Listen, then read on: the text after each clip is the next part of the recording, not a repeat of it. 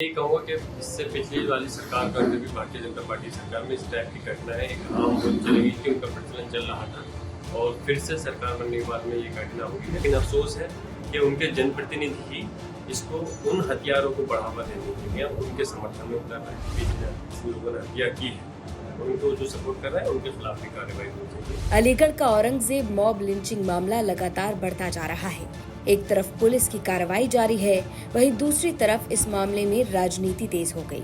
शफीकुर रहमान बर्क के पोते और संभल से नवनिर्वाचित सपा सांसद जियाउर रहमान बर्क का इस मामले पर बड़ा बयान आ गया।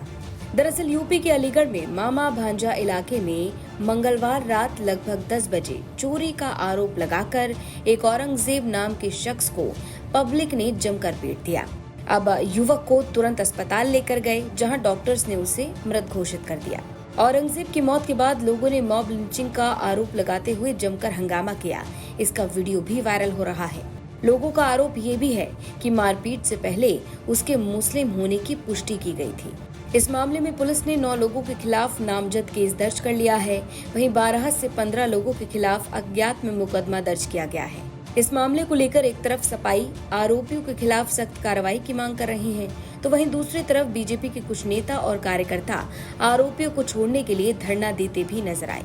इसी बीच संभल से समाजवादी पार्टी के सांसद जियाउर रहमान बर्क ने योगी सरकार पर बड़ा हमला बोल दिया। यही कहूँगा कि इससे पिछली वाली सरकार का अंदर भी भारतीय जनता पार्टी सरकार में इस टाइप की घटना है एक आम बोल चलेगी कि उनका प्रचलन चल रहा था और फिर से सरकार बनने के बाद में ये घटना हुई है। तो इसके लिए सरकार को सख्त से सख्त कार्रवाई करनी चाहिए और इस टाइप के लिए सबूत देना चाहिए अपनी कार्रवाई करके कि आने वाले समय के अंदर कोई इस टाइप का कदम नहीं उठा सके।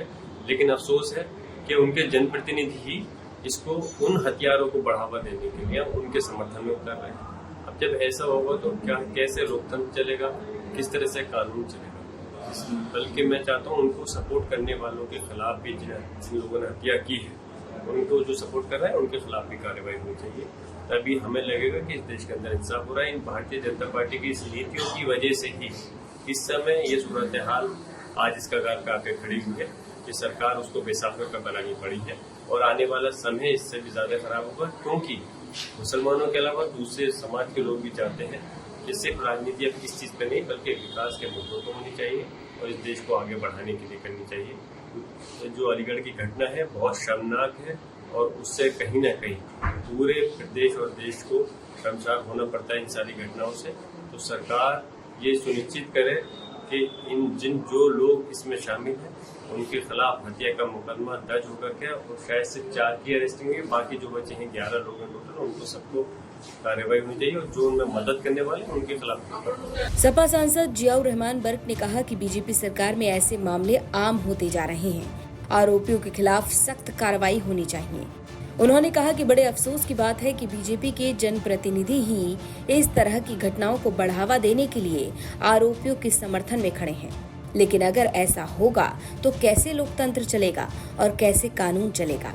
बर्क ने कहा कि घटना का संज्ञान लेते हुए आरोपियों का समर्थन करने वालों के खिलाफ भी कार्रवाई होनी चाहिए।